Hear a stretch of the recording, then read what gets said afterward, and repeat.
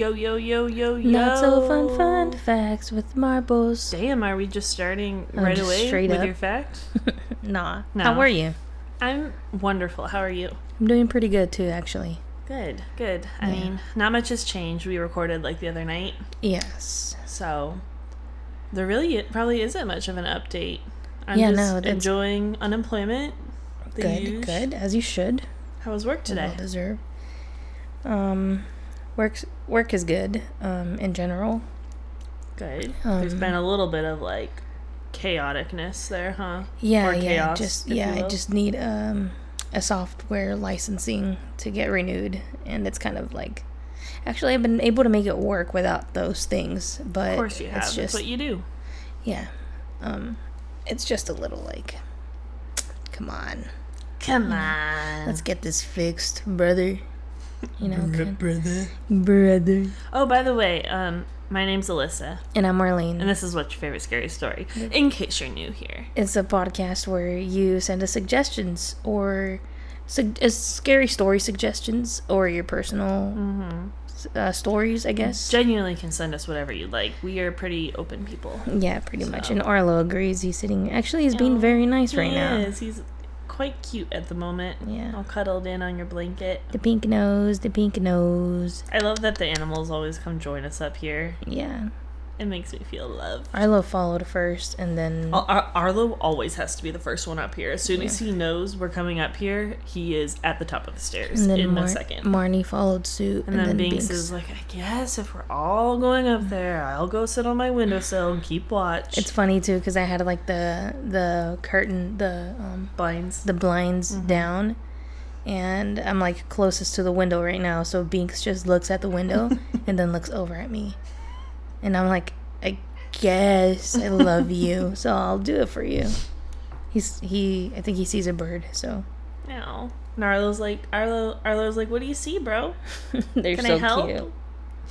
Arlo's still such a baby. He's just got a little head with his pink see-through I'm telling you, ears. he's not going to grow any bigger than that. He is, though, a little bit. No, he's not. Because he's the age that Binks was, like, when you found him.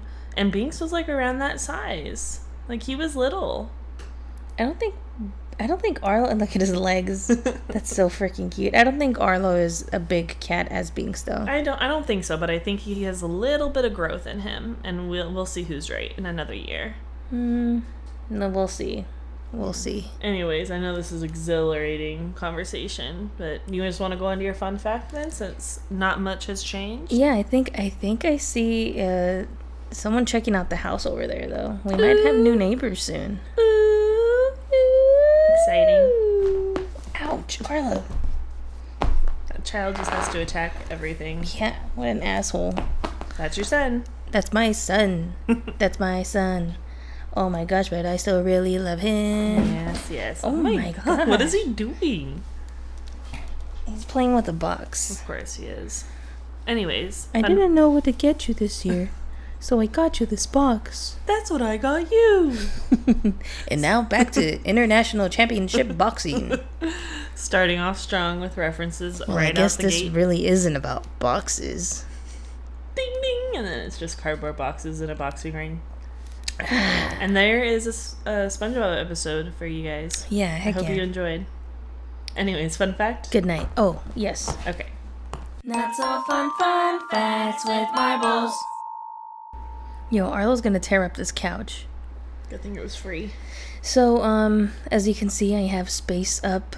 Or right now, it's a natural disaster on our television. It was space earlier, a couple of seconds ago. But, it was? Yeah, it was like Hurricane Florence viewed from the International Space Station. Hurricane Katrina! More like Hurricane Tortilla! Actually, you know what? We're going to have to pause really quick because they're going to call me right now about the thing. Sounds good. So let me just go downstairs soon. Okay, bye. Bye. Okay, I'm back. It was false alarm. False alarm. Let me take a sip of... I didn't do my ASMR today. My juice. How could you forget?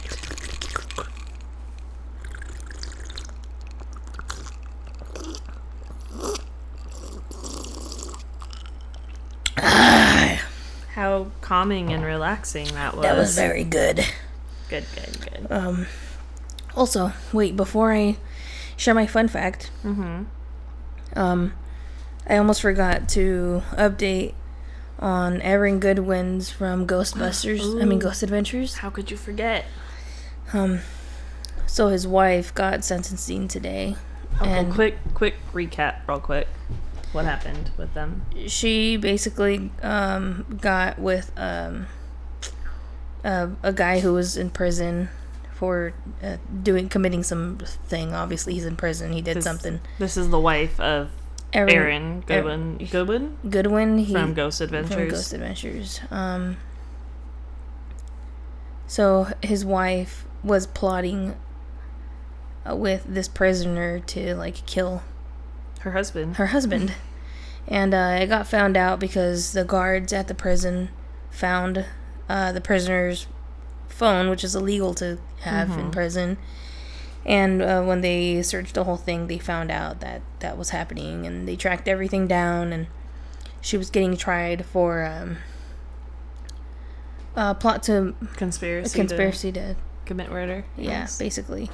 And so today she finally got sentenced, and lots of people are outraged about this, but unfortunately she's only getting a minimum of 3 years in prison and a max of 90 months for conspiring to kill her husband, which is kind of wild because I feel like it's like that is a hard one to like figure out what one like would deserve for that, because technically they didn't do anything, but like if they did, then that would have been like a whole different situation, you know?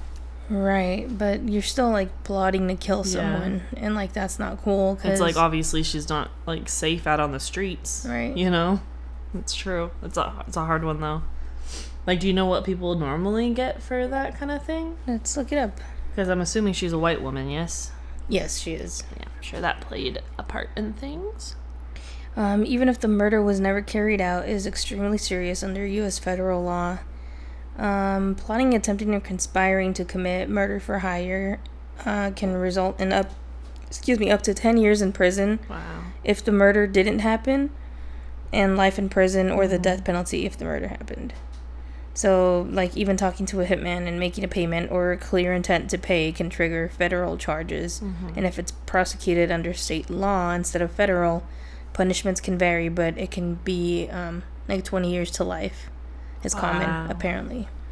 Yeah, so she got a pretty easy, very light sentence, which is wild and crazy because he's like a figure. He's a public figure. Yeah. Like, I'd be pissed. I mean, I also don't know. Like, I feel like I remember talking about how he was trying to drop the charges. Wow. Or something like that. And so, yeah, but I mean, and also it's like they obviously have money, so she obviously had access to very good lawyers. Right. So. And probably had connections and stuff. Yeah, 100%. Which is wild because that's because of him. And he's the one she tried to kill. Like, oh my god. Damn. Yeah, it's freaking wild. Whew. So it's like, basically, like, the judge was like, well, yeah, she was trying to kill you, but did you die? No. For real, though. And it's just like a slap on the wrist. Like, well, just don't do it again. Yeah, basically. Oh my god. Okay. Are you actually ready for the... I am ready. That's a fun fact. I'm so ready. So, this fun fact is, have you ever wondered, like, have you ever been actually curious as to what exactly happens to our bodies if we get exposed to space? Like, do you know what happens? Isn't it, like, kind of like an implosion type of thing? Like, with the Titan underwater kind of thing? Yeah, it's pretty similar. Yeah. Wow, I'm smart. So, if you're suddenly exposed to the vacuum of space, like if your suit tears or something, or like, you know, you're ejected from the spacecraft, I guess, you won't explode instantly, but your death will be pretty horrifyingly weird and ugly, I guess. So within 15 seconds, you'd lose consciousness as the oxygen in your bloodstream starts to vaporize. Your lungs could rupture if you held your breath, so don't. Okay. And the lack Noted. of the lack of external pressure would cause your bodily fluids to start boiling at body temperature. Damn. Not from the heat, but from the pressure loss. What the heck? This is called ebolism. And it causes your skin to swell like a balloon. So your eyes wouldn't pop, but they'd definitely bulge. So if you survived that long, like the 10-15 seconds, you likely die from hypoxia, which is a lack of oxygen to the brain. So NASA tested this accidentally on a test subject accidentally. You can use it loosely. I don't know what you believe. Like, I feel like... Did something go wrong, or... Yeah, so in 1965, when this guy's suit depressurized during the chamber test, he survived, but he passed out in like 12 or 15 seconds and described that the last thing he remembered was the moisture on his tongue boiling. Oh my god. Yeah. That's crazy. So it's like... Thank God he survived. Yeah. What the heck? So in space, your blood would boil, your body swells, and you die in about a minute, and not a single sound would be heard. Wow. Yeah.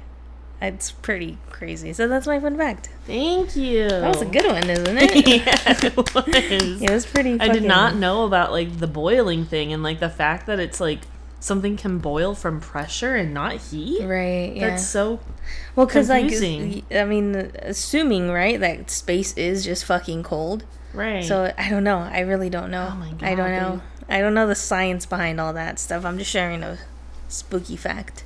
It's your job. Yeah, that's all. Oops, sorry. Wow. Sorry. That's Arlo went downstairs and security camera. Marlene's phone got notified. Dang, well, that was a good one, babe. Thank you very much. Thank you for listening. It's what I do. It's a verb. It's what you do. All right, well, I think that leads us into my turn. Okay, yeah. I'm ready. Good. Okay. Good. Freaking better be. All right, so we were a little rushed this week with this episode because we had to record really early. Like I said, we just recorded the other night. Because Marlene is headed back to California for the weekend. Yes, a very quick trip. Yes. Specifically, my nephew is graduating. He's graduating 5th grade. Shout out to Yair. Yeah, shout out Yair. Yay, Congratulations, congrats, bud. bro. Sorry I can't make it. I'm helping send your Tia over there. So yeah. I got to hold down the fort here with the animals. Yeah, it was, I've been very... homesick. Very, very homesick. So luckily my wife caught me in a good mood and convinced me to visit for a day. So You're welcome. Thank you. I love you. I love you. But yeah, so it is going to be a shorter episode, and I actually went ahead and picked out the topic myself, and it's kind of in honor of you going back home. Okay. So you'll see why. All right. So today we are talking about the Surf Ballroom in Clear Lake, Iowa. Do you know the significance of this place? The Surf Ballroom? Mm-hmm. Is it like in the name? No. You'll see. Okay.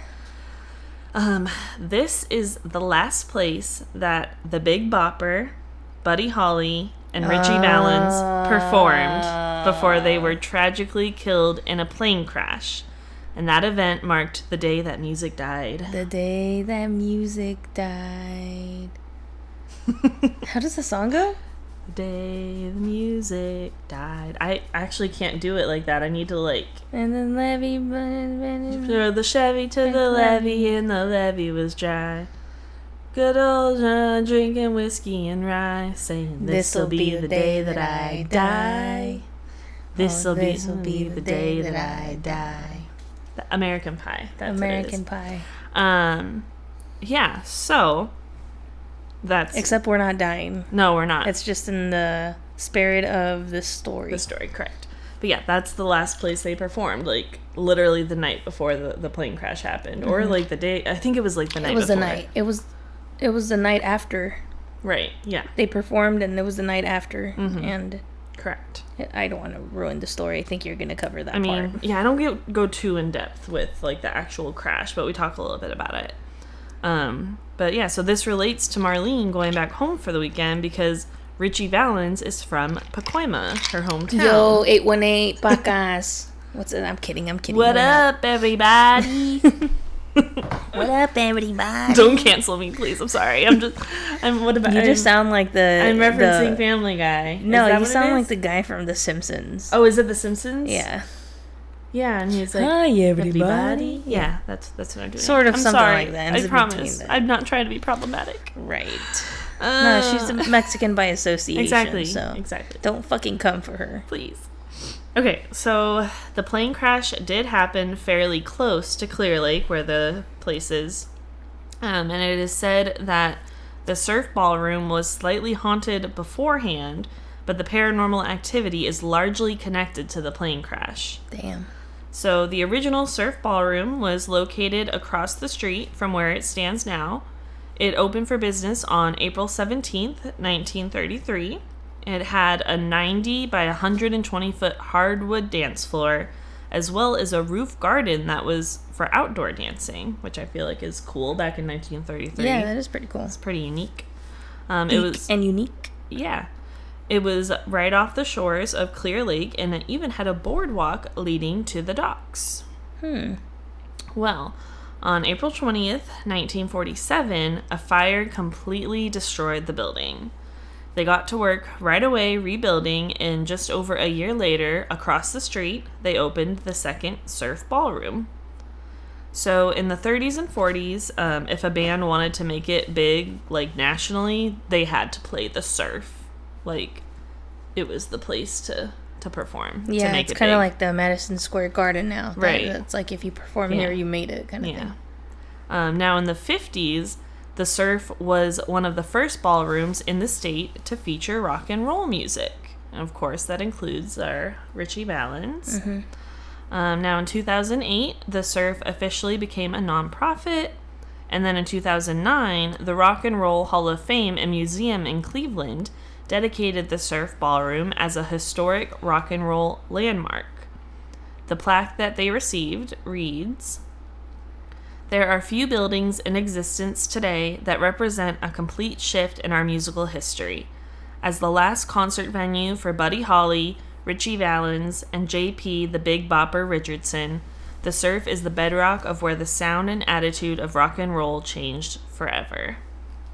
That you'd like that little memento. Yeah. And then in 2011, the Surf Ballroom was officially listed on the National Register of Historic Places. Dang. So there is actually very little out there that I could find on specific hauntings at this place, but it is very widely believed that the energies of the three musicians are there. Visitors often report feeling sad, as well as experiencing a haunted feeling when inside, especially when viewing the stage and the vintage payphone that was used by Buddy Holly and Richie Valens right before they went on their flight. Yeah, it's still there. Home. They called home. Well, and then Richie Valens called his manager. That's what it said on the little sign. People also report hearing unexplained sounds such as music, voices, footsteps, and sometimes the noise of airplanes. Dang. One woman said while she was at the venue taking pictures, she heard a loud bang behind her. The best way she could describe it was someone landing on a metal door. But of course, she turned around and no one there. Yeah. And that same woman was in the bathroom, I believe, washing her hands, when she noticed the zipper to her dress was completely undone. Wow. And no, she did not unzip it herself. Right. She even tried to debunk it after zipping it back up to see if, maybe it got caught on something somehow. But no, she had to, grab a hold of the little tag thing on it and forcibly pull it down to unzip it at all. Yeah, because I was about to say, sometimes there's been some pants I wear that the zipper just moves down on its own. No, she had to, put pressure into bringing it down. Now that's actually all I could really find on the surf ballroom. But I do have a little more for you guys. Like I said, it's going to be a short episode. I, like, realized last minute, like, oh, shit, we have to record before you leave, you know? Yeah. But I thought this was, like, a nice little homage, even though it's, like, little. But, yeah, like I said, the plane crash happened not far from the ballroom. It crashed in a nearby cornfield, and many people say that cornfield is also haunted. Wow. People have captured unexplained orbs of light in pictures. They have heard faint voices and screams. They have seen bright orbs and just weird lights in the sky above the crash site, where they have also seen what appeared to be an apparition of a small aircraft descending into the field. What the heck? Like, repeating what happened. Isn't that so sad and That's crazy? That's a crazy thing to see. Yeah, because it's one thing seeing, like, an apparition, like a figure, right. But versus seeing, like, a whole aircraft. And actually, like, flying downward. Not just, like, randomly appearing in the sky, but, like, it's repeating what happened. Right. It's devastating. Okay, so one more thing to bring up before we go. Richie Valens and his fellow musicians were, like, on a tour, right? So that's, like, why they were in Iowa performing. Mm-hmm. Well, it was winter. It was February. And they had been traveling on the road by bus this whole time. Yeah. Like, totally randomly. There was no, like, direct route. It didn't make sense at all. And the road conditions were not great because it was winter. So that's why Buddy Holly decided to go ahead and charter the plane to go to their next leg, North Dakota. Well, the messed up part, I'm, like, assuming you know this, but there were only so many seats on the plane. So Buddy Holly's guitarist, Tommy Alsop, he flipped a coin with Richie Valens, and that's how they decided who would get the last seat. Mm-hmm. And Richie was, he won the toss and said, "That's the first time I've ever won anything." And believe it or not, that is not the chilling part we're ending on. I don't know, I feel like you would have known this too, but we'll see. So Richie Valens reportedly had many, many dreams where he died in a plane crash, and he actually expressed great concern about taking a plane instead of a bus. And obviously his concerns were valid, which is just, like, so sad. I wish he just, like, listened to his gut. I mean, it's obviously sad that everybody passed away, you know? But I just know he means, like, a lot to you because he's, like, from your hometown, and you know, he's your people, and then he made it big. Yeah, like, so. he came up, and it's like Machete. Mm-hmm, like, they came up from, like, Pacoima. Like, who the hell fucking makes it big from Pacoima, you know? Yeah, so I'd just like to say rest in peace to Richie Valens, Buddy Holly, J.P. the Big Bopper Richardson, and Roger Peterson, the pilot of the plane. And that was the story of the Surf Ballroom and the day the music died. Somber that was claps. A good one. I love that one. I know it was really short, but I need, like, it. And actually, his real name is Richard Valenzuela. Valenzuela, I saw that. They just wanted to give him a white name. Yeah.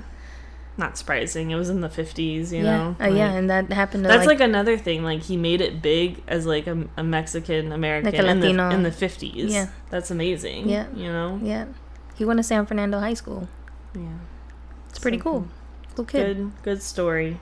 Sad story. Very sad story. Yeah, but just something interesting about their last place that they ever performed, you know? It's special to them, obviously, because seems like they're hanging out there a little bit. Yeah, I guess so. I mean, even if the energy, I guess, seems kind of sad, but... Right. Like, it's kind of hard to say if it's just... I don't know, if something happened prior to this that just... Like, how does that sad energy exist there now? Right. If that was their first time? I feel like it's almost like maybe somber energy. Like, because again, it's like if you perform there, you've made it big, you know? You know, like, it's probably like when people bring, like, candles and pictures of the deceased and the area where they died. Right. You'd think that some sort of, like, energy just, like, conjures up there in that cornfield. the cornfield, but also like I'm sure people brought candles and Right. pictures to the. I mean, there's still mementos there honoring them. Yeah, and I to feel this like day. that's kind of just charging It's that. like keeping the energy there. Yeah. Keeping the energy and like creating the energy. Yeah, exactly. You know? I mean, not to like the extent that we've seen it like in videos, but it's like what they call an egregore. Right. Like if a place isn't haunted or have that spiritual energy, but like it gets talked up so much and people keep trying to create that energy there that it manifests out of nothing, you know. And obviously this could have manifested from everything that happened. Yeah. Like that was their last time doing what they loved, you know. Mm-hmm. So it totally makes sense. It does make sense. Wow. But yeah, that's all I've got for you guys this week. I'm glad we were able to get it in before you headed back to California. Yeah. And yeah, that's it. That's all I got. Heck yeah. That was a good one, babe. Thank you. I Thank you appreciate for it. thinking of me. Always. I love you. I love you. Sorry, guys. I had to think of her for once instead of you. Yay. But still, you can still send in all your suggestions. We'll gladly take them. Please. Yes. Where are they going to send them to? You can send them over to whatsyourfavoritescarystory@gmail.com, or You can send us a message on Instagram, which is also going to be What's Your Favorite Scary Story. that was good. I'm getting better to Yeah, that was really good. please you. It was very Smooth. smooth. Yeah. Good All job, right. babe. Thank you. I'm proud of you. Thanks. I love you. I love you. Okay, well, you have a wonderful time this weekend, babe. Thanks, babe. You guys all have a great, fantastic, wonderful week. We'll talk to you next time, and Go sure... LAFC! FIFA bound. Oh, yeah. LAFC made it to the FIFA game in Nashville, yeah. and we're going. Yeah, and heck yeah. Marlene is going to be on one for the next 3 weeks. 100%. But it's fine. You know, I'm going to be wearing my LAFC jersey when I'm back home the whole day. Yeah. All right, anyway. Okay. Have a good one. We love you guys. Love you. Bye. Make sure that you stay spooky. Black and gold, snaps, black and claps gold. snaps, claps and snaps. I needed the snaps. Give me the snaps. Okay, bye. Love you.